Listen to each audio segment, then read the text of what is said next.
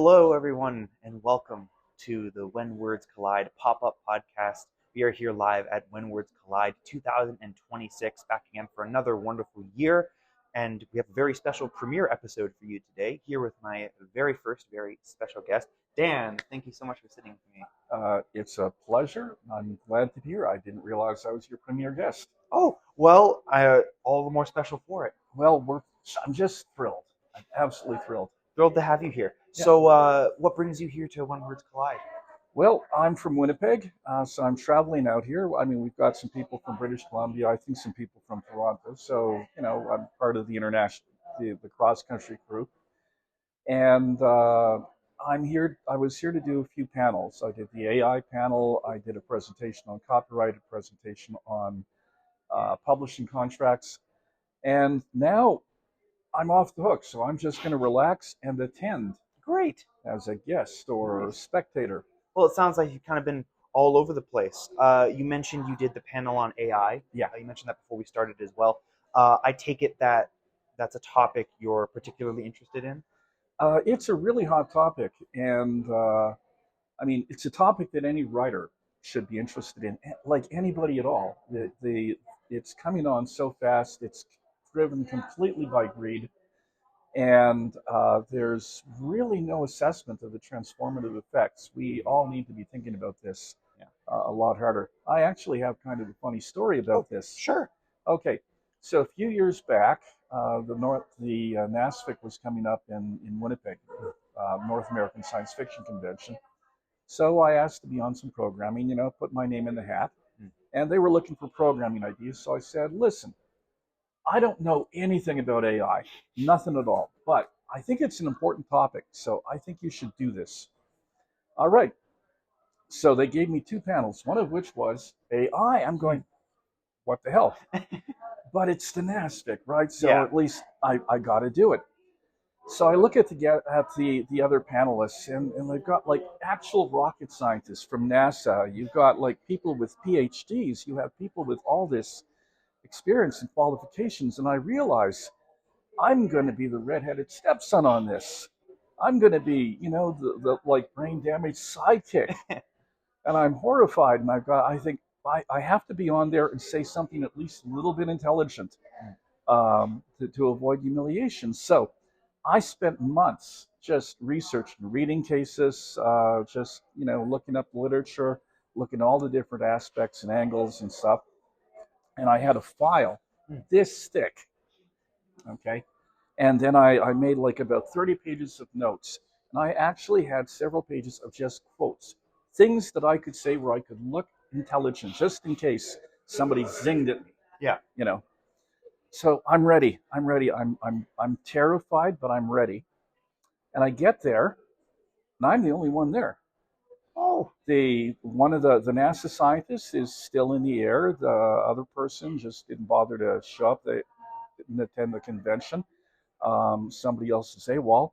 There are 5 people on this panel, and I'm the only one who has actually showed up. Oh, no. The room is full, like there's 200 people in there. Yeah. And I'm going, wow. So I just took my notes and I gave the presentation, and it worked. So ever since then, I've been kind of the local AI expert. Great. Yeah. Nice. Well, funny how that stuff happens. Trial by fire. Yes. Completely.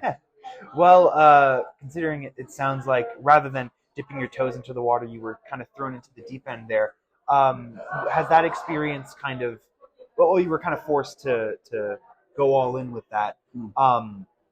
Would you have any advice or knowledge regarding artificial intelligence that maybe the average person isn't going to hear from like the news or just looking around? A lot of what's out there is stuff that the level of discussion just isn't there. Yeah. People tend to, the level of discussion tends to be superficial, like, oh, data centers, good, bad. Well, let's ask some more questions about this. It proposes to change the economy, and we've heard, statistics that say, well, 20% unemployment. Well, 20% unemployment is Great Depression levels. What are we doing here? If you look at social media, what we've found is that social media is documentably toxic. I mean, in terms of contributing to anxiety, to depression, that it's associated with rises in suicide rates, breakdowns in social function. And what and when social media came along, nobody even looked at this. Nobody was discussing. So we just had social media landed on us, and we've taken 5 years of accumulating bodies Yeah. to realize, oh, we've got some problems here that need to be regulated. Well, AI promises to be that in spades. AI promises to be uh, potentially catastrophic in many ways, and we're not even trying to predict these effects. We're not trying to model the evolution of this on the economy. We're just going, we're just going to throw it in there, motivated completely by greed, and we're going to let the body stack up like cordwood. And literally every aspect of AI is something that really requires deep discussion. I mean, look at ownership. The people who own AI, Bezos, Altman, Zuckerberg, they're narcissistic sociopaths. That's a light way of putting it. Oh yeah, it is. I'm being kind. Yeah. Narcissistic sociopaths. They're truly awful people. John Carp or Amodius. Or, And why do they all have supervillain names, by the way? Amodius, that's like one letter removed from Asmodeus. Yeah, you're getting Bond villain levels of subtlety here. Yeah, creepy. But even if these weren't the guys who were in charge of it, and Altman, they did a documentary on Altman, and one of the things that came up during the documentary was every single person they spoke to about Altman, friends, enemies, whatever, the word sociopath was every single time. Yeah. Also pathological liar. And I'm going, oh, this is not making me feel comfortable. No, not very reassuring. Yeah. So anyway, even if these guys weren't in charge, by definition, a corporation has no other objective. It can legally have no other objective than shareholder value to make money. Yeah.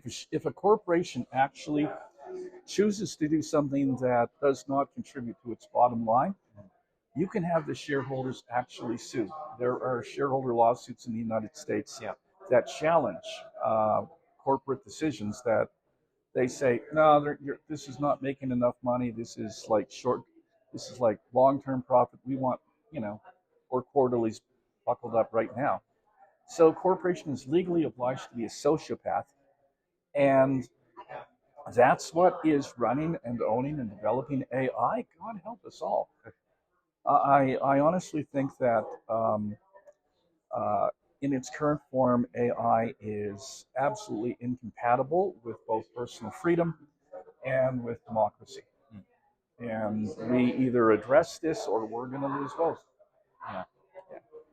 Well, wow, that's really grim. I'm sorry. That's okay. That's sometimes you need to kind of take the cold hard look at things in order to get to the truth of it. Yeah. And you mentioned you were at the sci-fi convention. Are you a sci-fi writer yourself?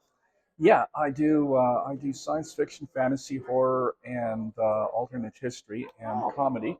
Oh, all of them. Oh yeah, I'm kind of like I'm kind of directionless and a polymath. I've got about 27 books out. Oh wow! Yeah, nice. Well, congratulations. Yeah, I just had one of my books published today on Amazon, so it's released. Yes. Wow. Yeah, it's. I gave away all my copies today, but it's called B-Movie Monsters in Love. Ooh. And it's on the back. The description just says, "This book is for nerds. If you're not a nerd, keep walking, buddy." and it's essentially sort of fiction nonfiction. So what it does is I take like the Cyclops from Harryhausen or the creature from the Black Lagoon, and I go, okay, let's assume this is a real animal, and work our way backwards to how does this animal evolve? Where does it come from? What's its ecology and stuff like that. Before that, I think I did a horror novel called Squad 13, and the basic idea was all those 70s, 80s serial killers, Jason Voorhees, Michael Myers, those kinds of characters were all just scarfed up by the army, put into a military unit, and now they just, send them in when there's an X-File kind of case. Wow. Everybody dies, and, but the problem is solved. And so the architecture of that one, the story is, Mhm.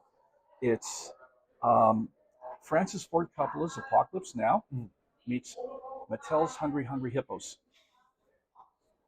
Yeah, I just that's my tagline for that, and I love it. Oh, that's perfect. I did a nonfiction book as well last year about a series called Star Lost from 1972. Hmm.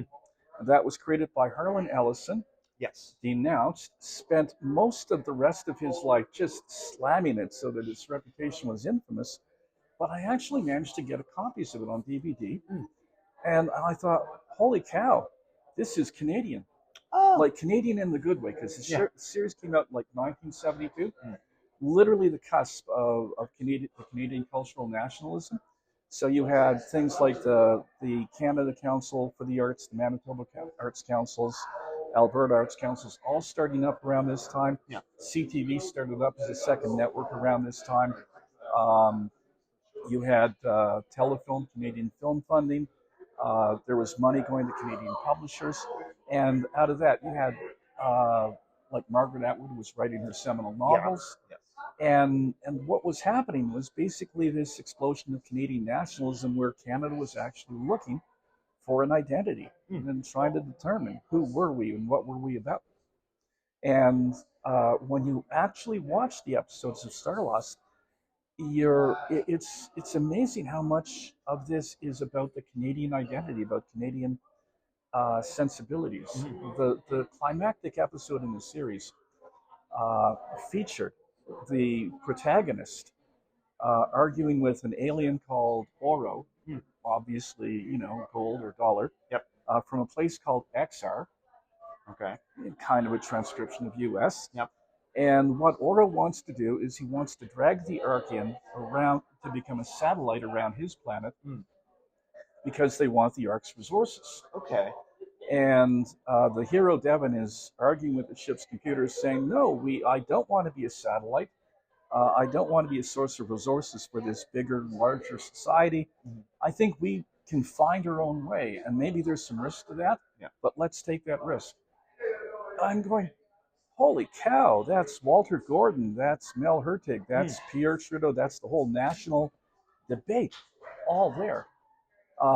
So I did the book, and it was basically just a complete reappraisal of the series. Oh. And I thought, Wonderful. given how Harlan Ellison slagged it, I thought I wanted to balance the scales. And honestly, the thing was, when it was sold in the United States, the Americans were not getting all the Canadian cultural content. Yeah. And then let's see, Drunk Slutty Elfin Zombies.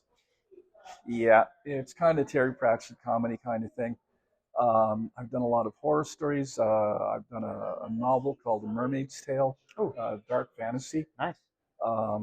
And I'm not going to do the whole complete like 27 books, people. I'm not going to recite them all. I'm just all over there as a writer. Yeah. Well, it's good to be multi-versatile, right? Yeah. And kind of being all over the board, I guess, also gives you insight into all these different genres instead of being, one-track minded when it comes to that. Well, my philosophy on this kind of stuff is, look, if I wrote a book that sold like 1 million copies, Yeah. for sure I'd be writing a sequel to that. I would be writing sequels to that for the rest of my life. But nothing I'm doing is selling 1 million copies. I'm just kind of out there. Yeah.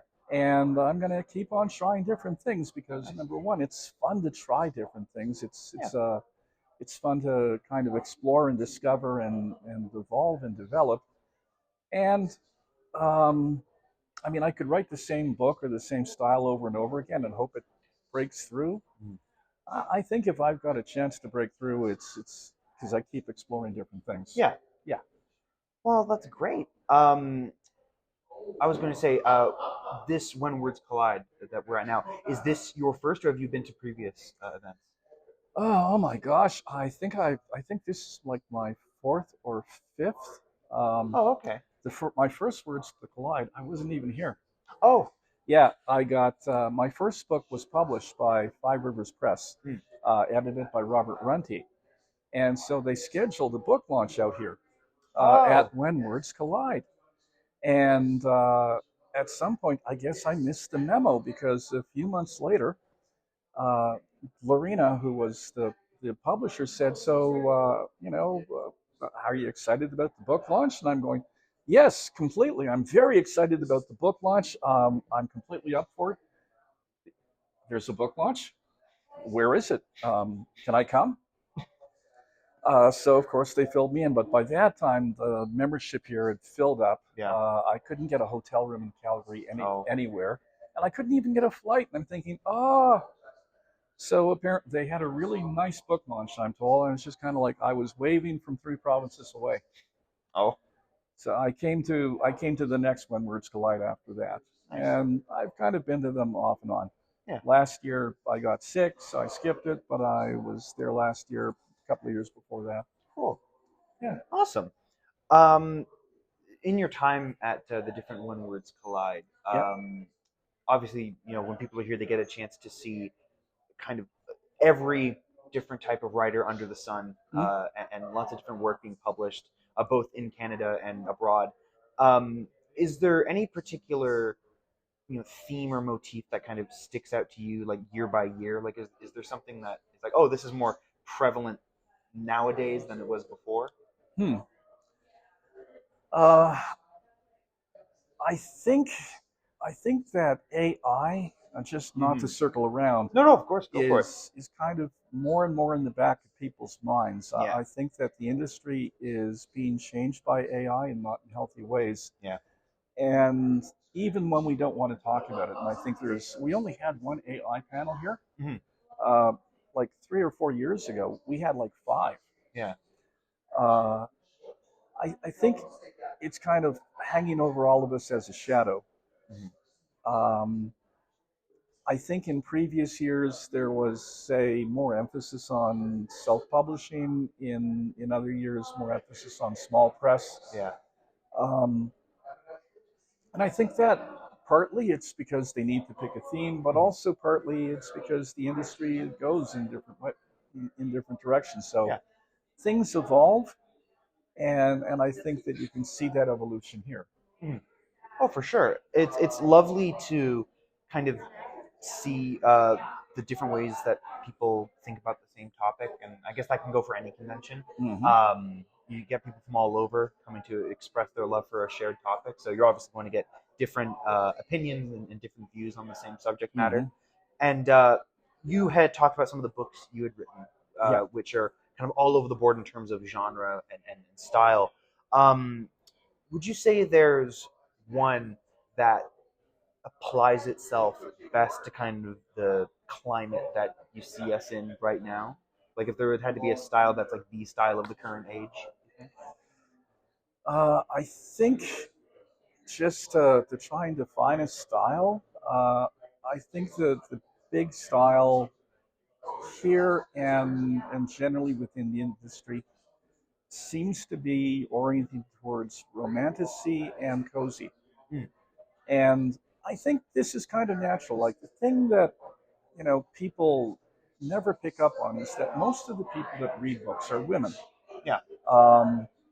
And it's actually really great to see so many women here, because a lot of these women are writers or breaking into writing, exploring for themselves.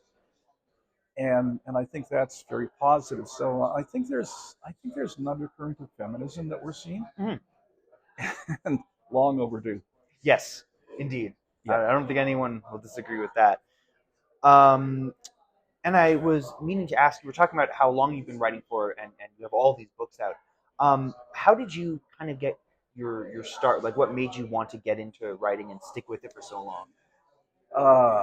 Well, my first memory of writing or trying to tell stories was when I was probably about like 4 years old. Before I was actually literate, I was dragging my brother in his high chair over to the blackboard so I could draw Batman adventures for him. Oh, they were I was probably really terrible. The storytelling was awful. The dialogue was primitive. I don't know what I was doing. I'm ashamed of it now. Oh, yeah, that goes in the trunk. But what kicked me off to just want to do this, and I kind of like sort of flirted with it and went for it, was when I turned 25. My grandfather died of cancer, and we were close. Yeah. I went out to the Maritimes. I basically quit my job and went out there for a few months Yeah. to be with him while he passed away. And afterwards, I thought, well, that's it. I mean, it's final. What do you want to do with your life? Because you don't get to go around twice. Mhm. And I thought about it and thought about the things I like to do and this sort of writing thing that was kind of like an off and on thing for me, where I was writing stories and I wanted to try a novel and stuff. And I thought, I want to be a writer. Hmm. I wanted to get serious about it. And so I became very serious about it. And then I spent the next 30 years failing hard. Uh, I started writing short stories, dedicated, started sending them out. I've got a box of rejection slips. I started getting acceptances. Yeah. I ended up in a really good writers group just completely by accident. Oh, great. It had Ian Ross, the Governor General Award winner, Oh, and Steve Erickson, the Malazan guy, yes. David Keck, who was a brilliant writer in his own right. We had Mireille Theriault, another brilliant writer, and I learned a lot from working with them. And then life had its ups and downs. Yeah. I quit, but I always came back to it. So, and eventually I thought, yeah, I'm done with this. I'm finished. I'm completely burned out and frustrated. It's over. And then about a few years later, I'd start up again, trying for it. Great. So, yeah. Well, very admirable effort. Well, at some point later on, within the last 10 years, I just thought, man, I've accumulated a hard drive full of stuff. What am I going to do with this? Like, I don't want to sound morbid, but if I die, it's all just going to end up on electronic waste. So I better start putting this out into the world. Yeah. So that gives me about 26 or 27 books later. Wow. Here I am. Yeah. Well, congrats. That's, like I said, very admirable, very commendable. I'm sure there are many people listening out there who can relate to your thoughts about writing and the ups and downs that come with the territory. And you talked about, like you said, the ups and downs of life, and sorry for your loss, of course. Yeah. But I've talked to a lot of people over the past couple of years of doing this podcast, and a common theme that I've noticed is that there's seldom a better motivator than the realization that time is a fickle thing. Mm-hmm. And usually the drive that people have, it comes from the knowledge that, oh, I don't have all the time in the world, actually.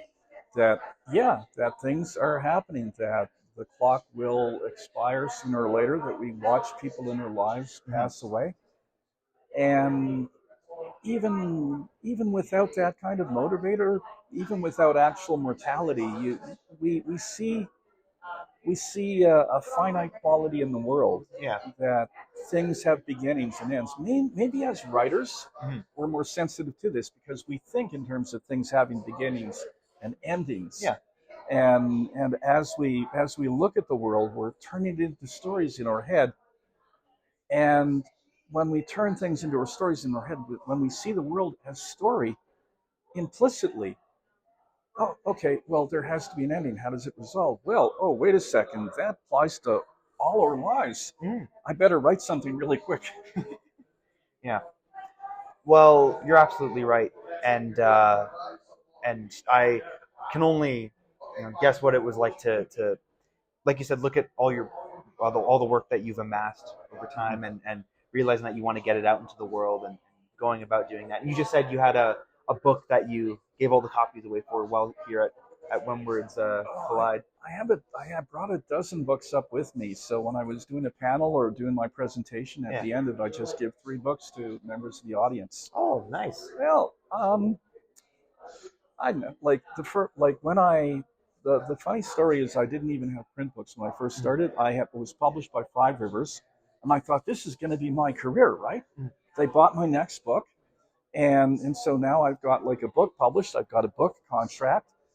I know the next thing I'll do is I'll have an agent and I'll have more books and stuff and go mainstream.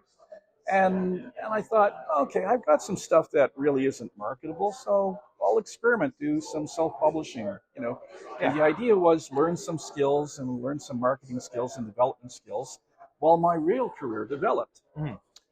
Okay, well, Five Rivers closed. My second novel went like, poof, Oh. like 1 month before it was due to publish, they closed. Oh. I was that close. It Oh, made me no. crazy. Uh.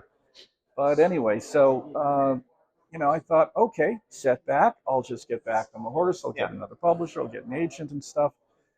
Yeah, that wasn't happening. Oh. But I kept experimenting with self-publishing.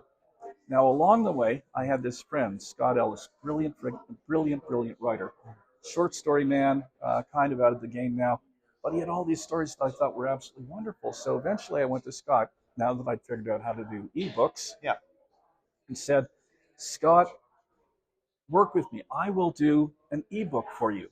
I will make sure that you are published, that your work is out there, because your stories are amazing and beautiful and heartbreaking and insightful.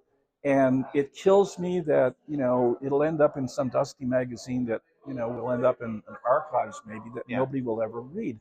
So let's do this. Well, that resulted in like a 2 or 3 year frigging collaboration, because he had stuff like all over the map. He would give me files that the computer couldn't read. I literally had to break it down to ASC codes. Oh, wow. And then, like, laboriously, like with tweezers, pick out subscript until it was actually readable. Wow. And it took forever to get everything. It took about what I thought was going to be like some, you know, quick little 3 or 4 month or 2 week project where he just hand me a bunch of files, I process them, do the magic, upload. 2.5 years. Woo. Yeah, well, you do stuff for people you love, right? Yeah, oh, of course. Well, okay, now Scott is old. He's about 10 years older than me. And, you know, like us all, he's getting a bit creaky. So at this point, I was not interested in doing paperbacks. But I thought, well, he's not really going to appreciate an ebook. So I went out and I learned to do a paperback for him. Okay. And as I'm trying to learn how to do it, I'm going, man, this is tricky. If only I had some, like, you know, dummy book that I could, you know, use as a template, that I could just kind of figure out all the. I've got a dozen of those actually, so I started doing my own books as paperbacks. Oh. And that was kind of like a thrill to get them back. I remember when I first got them back, it was like, oh, look, I have a physical book. Oh, what a feeling. Yeah, so the first couple of years at conventions, I would be bringing a box load. I wasn't even charging. It was like, look, I'm a real author. Here, it's a book. See, it's tangible. It has mass. You can hold it. It has volume. It has weight, dimensions. There's look, real paper. There's words, and I wrote those words. You can touch the words. Yes. And so I was just wildly enthusiastic. I think in the first year or so, year and a half, I was just so thrilled. I probably just gave away 1,000 copies. Wow. I'd meet like random people and go, "Hey, I write. Look, here's a book for proof." I've calmed down now. Okay, yeah. I've calmed down a lot. Calm down from the high. I sell them now, but. It became my tradition. So when I'm at a convention and if I'm doing a panel, I bring a few books to show off, and I make sure to just give them away to people. That's great. Yeah. Awesome. Well, see, I like writing, and one of the things I like here is everybody's a writer here. It's a beautiful thing. I don't really have community, but if I did, it would be something like this. These are the people who do what I do. These are the people who love the things that I love. Yeah. And I don't know, it means a lot. So there's an urge to try and give back. You know, when I do my panels, like I did a panel on copyright and another on publishing contracts. I'm a lawyer, so I've got some experience with this. Oh, okay. And really what I want to do is not sort of entertain, but I want to help the community. To make it better. I mean, because we all hear stories of how writers get screwed one way or the other. Yeah. I would be at conventions sitting down, and somebody would be telling me about how they couldn't get their audiobook rights back, or zombie publishers and all that. Mhm. And so the panels today, the other panels apart from AI, were really Yeah. about trying to give to the community. Like, I have no social skills. I'm not really a good volunteering person. But, you know, these are, to the extent that I've got people, these are all my people. I want to help make their life a little better, a little easier. Yeah. Yeah. And would you say being a lawyer and kind of having some experience in that area, has that given you more of an appreciation for the act of writing itself, like seeing what goes into it and what surrounds that? Hard to say. Like, for much of my life, I tried to keep these two tracks like almost hermetically sealed from each other, Yeah. and very separate. I know it's given me certain skills which I have probably applied to writing. I mean, as a lawyer, you develop an analytical framework of mind. Yeah. So I probably always had that, but it kind of refines that. It gives you a certain approach to looking at people, a certain ear for listening to dialogue. Just because you're looking for those inconsistencies, you're looking for those interpersonal moments, the lies, the betrayals, the moments of self-deception. Yeah. So I think it kind of feeds into that. Yeah. Well, for anyone out there listening to this who either is in the writing world or is a bit hesitant about getting into it, we've talked about the act of writing and trying to protect your work from infringement, especially in the world of AI now. Would you have any advice to a hesitant or an up and coming writer on how they can navigate this new world and get their work to a point where they can be proud of it and show it off? Oh, man. Okay, funny story, but Or, the first piece of advice I always give to any would-be writer: yeah. quit. Okay. No, because writing will break your heart, man. It will break your heart. It will just suck your soul right out and take it out, hold it, and go. Um, and you're not going to get money out of it. You're not going to get fame. It's like buying lottery tickets with heartbreak and sweat. Yeah. And you'd be better off buying lottery tickets. I mean, compare being a writer working part-time at the 7-Eleven. I mean, there's no contest. Steady wages, all the old chicken wings you can eat, and access to, stale porn. Wow. What's the downside?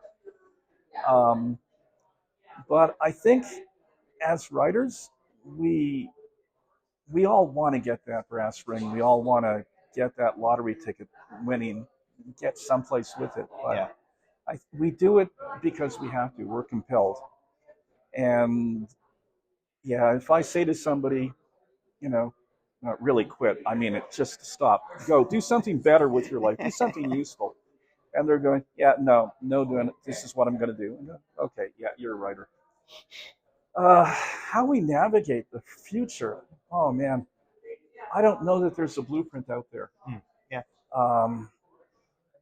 Like AI, AI is so potentially transformative, and there are so many things going on in so many different ways. Yeah. There's a massive amount of scraping going on, and that irritates me. I find really personally violated by it. Yeah. And then there's this massive amount of slop that's threatening to wash us all away, and people are going, "Oh, we're special snowflakes, we're authentic and we have a voice." No, you're special butterflies, and that's a semi coming towards you. Yeah. Yeah. Authenticity can't do much in the face of an unstoppable force Yeah. of technology. The reality is that if we look at history, every time there's a brand new technology that does things mechanically and more cheaply, even with really crap quality, Yeah. the craftsmanship or the art just gets pushed out. Now, thinking out loud, okay. Yeah. I see, looking at history, I think there may be kind of an analogy to what's going on now, but the timing is way off. Like, you look at photography, Yeah. and painting. Originally, the only kind of representational art out there was painting. Mhm. You actually had to physically paint. Yeah. Okay.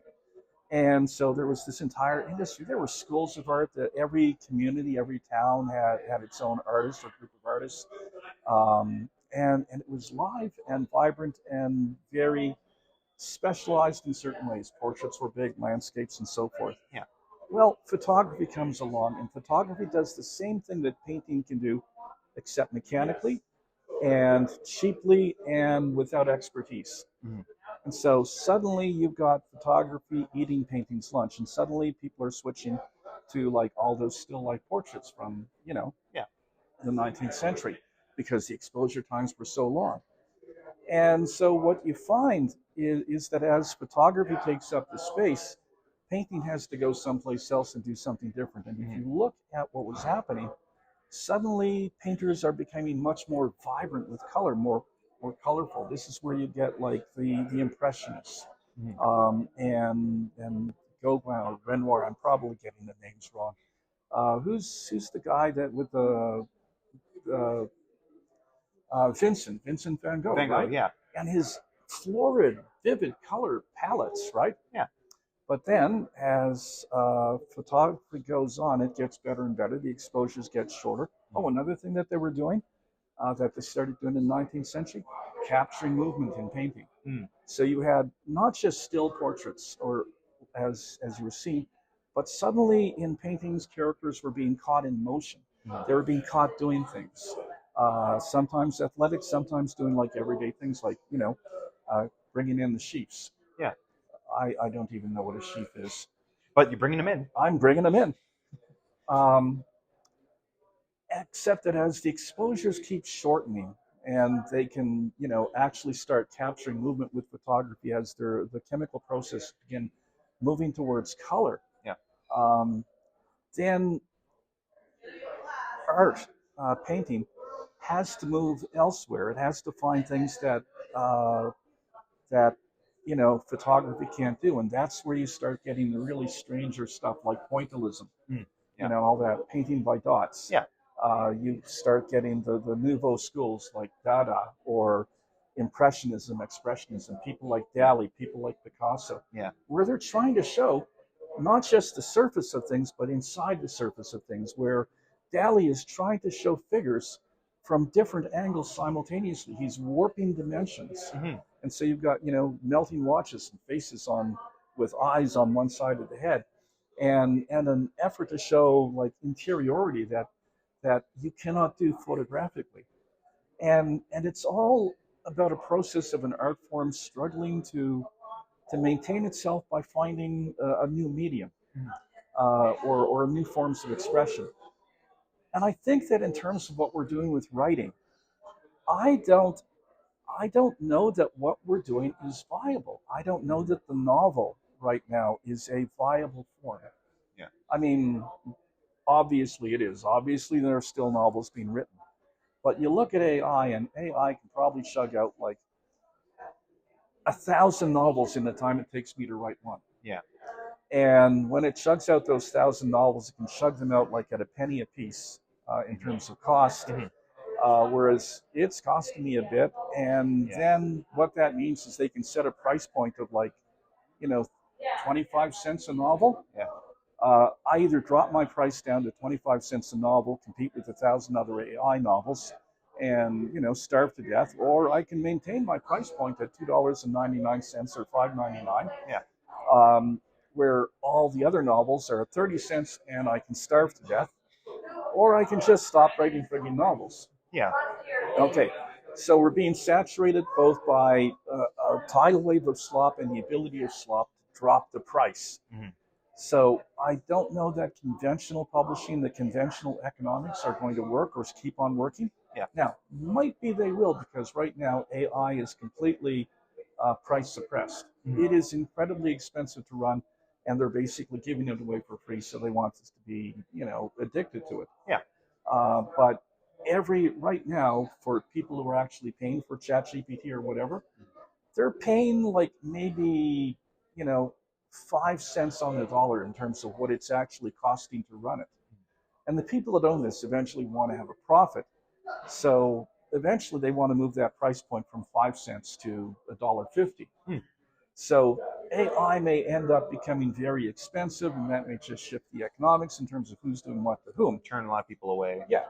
And it may actually just transform, how things go. I mean, the individual wannabe writer, like, say, Herbert Rumpwinkle. I'm sure that's not a real name. I hope. Herbert, I'm so sorry. If Mr. Rumpwinkle, we apologize in advance. Yeah. So Herbert Rumpwinkle wants to be a real writer. He gets an AI. He does like this, AI slop thing. Well, for the Herbert Rumpwinkles of the world, if you're only paying 5% of the actual expenses of AI and you're getting it dirt cheap, then it becomes really viable to produce slop and produce a lot of slop. But if his price goes up like 40 times, can he even afford it? Is he in the market? Yeah.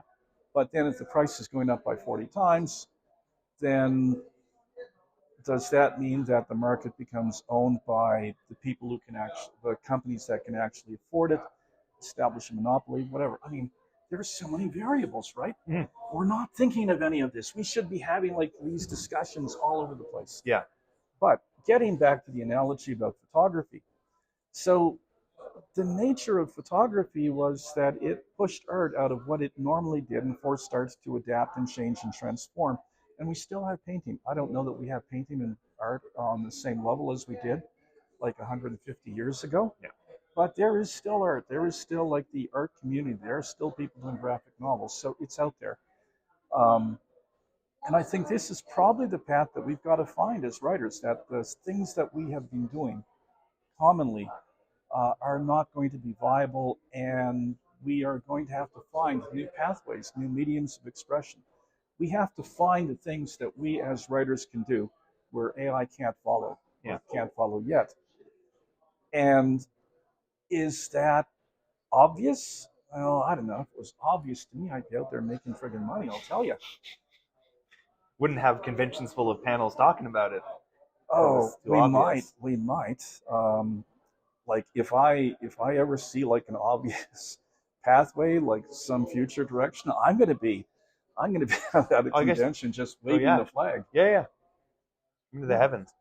Well, you make some really good points about that, especially the analogy with photography as well, because I know a lot of people who still practice photography and people who practice painting. Mm-hmm.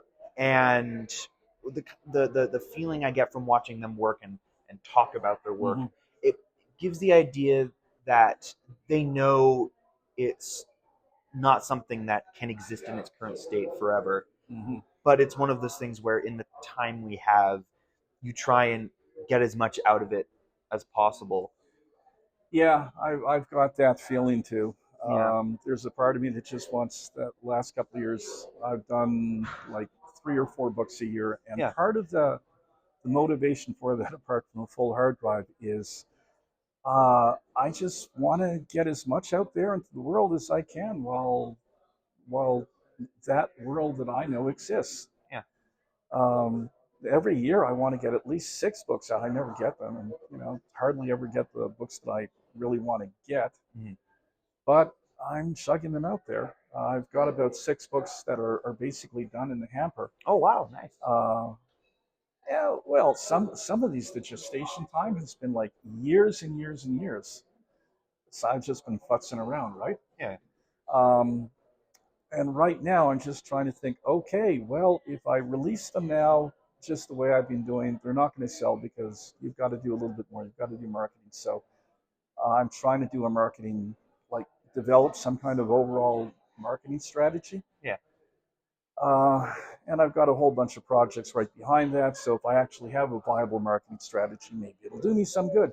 But in the meantime, I just want to get stuff done. I want to be in the world before the world we live in collapses. Yeah. I mean, the book that I just had out now, B-Movie Monsters in Love. Yes. I wasn't even planning that last year or any time. I'm just kind of derailed in terms of the projects that I want to do. I'm trying to do a marketing plan. And I thought, well, I'm going to get a book out to make me feel better. So what have I got in the hard drive? I pulled it out, tidied it up, slapped it together, did a cover, and so I got my book. Nice. Yeah. Yeah. I guess it's one of those situations where, if the art of creation and working in this particular medium, if it gives you satisfaction, if it gives you, the pleasure of, like you said, holding a book you made and Yeah. saying I made that, then the prospect of it all coming to an end isn't as daunting if you can relish in that pleasure for as long as long as we possible. can. Yeah. Yeah. I mean, I was talking to somebody about that, and we're saying, well, maybe just the fact that we write is meaningful and satisfactory enough that we'll keep on doing it after we're obsolete and after the market, Yeah. passes us by. And I thought about that, and I thought, well, maybe. But if writing kind of really is like, lottery tickets, but with blood, sweat, and tears, Yeah. would you buy a lottery ticket if the lottery ticket promised, no, we're not giving prizes, we're not paying, we're not even going to do a draw. You just buy the lottery ticket, and you go from like 1 in a 10 million chance to, yeah, no, it's 0 chance. I mean, would I buy a lottery ticket under those circumstances? I don't know. What? No, what? No, I wouldn't buy a lottery ticket under those circumstances. I'm not stupid. But for a book, for writing, I don't know. I think the essence of writing is that we have something to say, that we want to, and it's not just that we have something to say, that we want somebody to hear it. We have something to say to somebody out there. Yeah. Some craving need to communicate. And if we get shut out of communication, if we get shut out of the opportunity or ability to reach out to an audience and say something, do we do this? Or do we find some other way to communicate? I think that's what I keep coming back to. I see AI as maybe forcing a transformation of writing.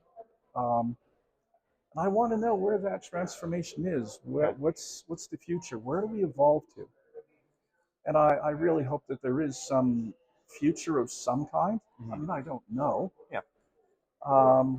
But I have this urge to communicate, to say something, even if it is just to tell silly stories. And I want to struggle for it.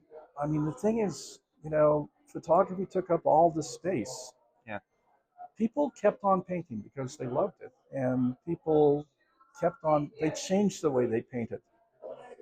And I think they painted because they wanted to communicate, and they changed the way they painted because not just that photography was doing the things that they did and took their territory, but if they couldn't use the language that existed, they had to find a new language. I don't know. I don't know. I struggle with it. Yeah. And I like the difference between photography and AI is that this struggle between painting and photography was almost like stop motion. It's like took about 100 years. Yeah.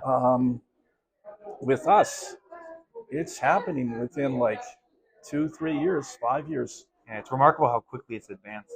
Greed, simple greed. Yeah, kind of glommed onto everything in such a short amount of time. And sometimes in frustrating ways. If you've got a spell checker or if you've got like this sort of autocorrect on my phone, I've got like that text to voice. Yeah. The text to voice has really gotten shitty lately. Have you noticed? Yes, I have noticed that. Yeah, because they switched it over to AI. Yeah. And the AI systems are stunningly incompetent. It can't comprehend that certain names are spelled a certain way. Yeah. But my last name is Diano. And whenever I put my last name or like my family's last name, it always without fail puts Diana because it thinks I'm spelling it wrong. Yeah. It can't fathom that an Italian name ends in a different way. And whenever I have to write Japanese names or German names, it refuses to cooperate. Yeah.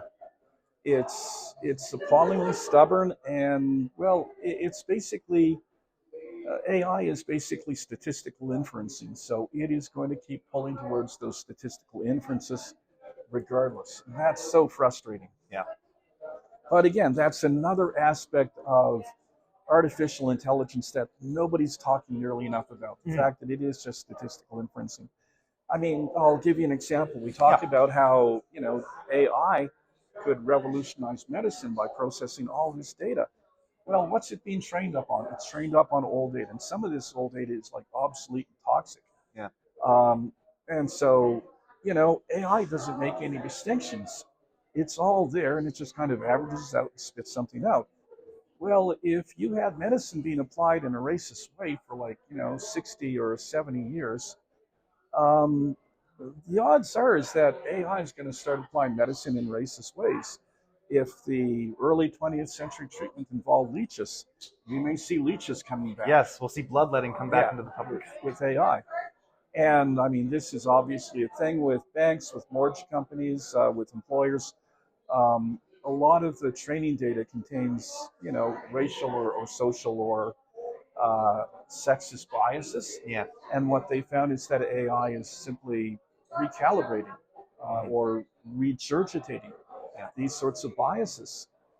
And it makes me crazy. Every time we turn around with AI on any aspect, there's just this deep well of stuff that we should be looking at, discussing, investigating seriously, and having some serious conversations about, but we don't. Yeah. So, yeah. But I mean, I guess it leaves it up to you and others, doing the good work at conventions such as this and other public spaces, getting that awareness out there. I mean, even if it's just a conference room of people, you're already doing a better job than, news and major publications that kind of gloss over the finer details of it. Yeah, that's depressing, isn't it? In a sense, yeah, but I mean, for me at least, maybe I'm just overly optimistic, but for me it's a little bit hopeful because it means that not everyone is completely crazy, or at the very least, even the people who are crazy are willing to listen, and that gives me a little bit of hope for the future because like you were saying, like why create or write at all if it's kind of crumbling down, and that kind of idea even goes back to just nihilism in general. It's like, why do anything if we're all going to die one day? Yeah, I've heard, I've had that, I've seen that. Yeah. I mean, for me, my attitude is that you're not beaten until you surrender. Yeah. So as long as I'm still standing, as long as we're all standing and trying, we're not beaten. We're still in the fight. Oh yeah. Mind you, we may be completely inept and foolhardy and just half-assed about the fight.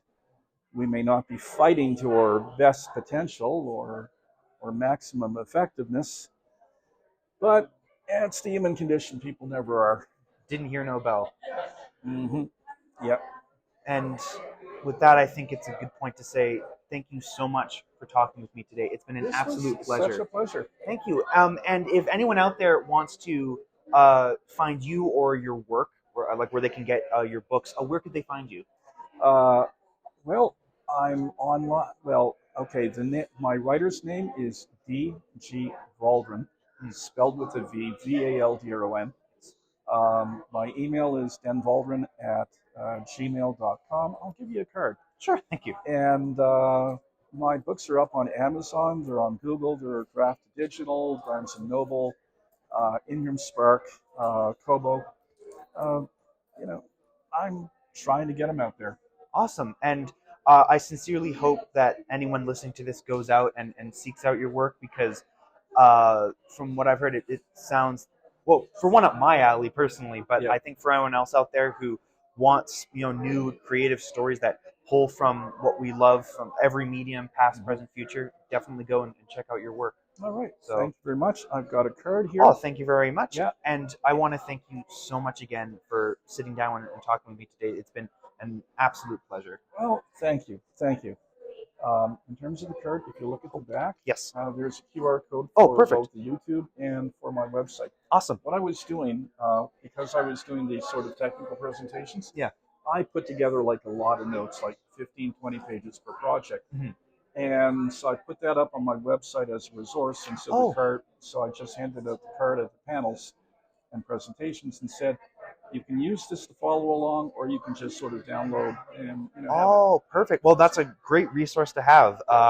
And for anyone out there listening, these links we will provide along with this chat, so you can go and find these notes and the invaluable resources that they provide. I would hope so. Let's make the world a little bit better. Absolutely. One book at a time. One book at a time. Thank you, sir. All right. All right. And thank you all for tuning in. This has been the When Words Collide podcast here at When Words Collide 2026. Thank you for listening.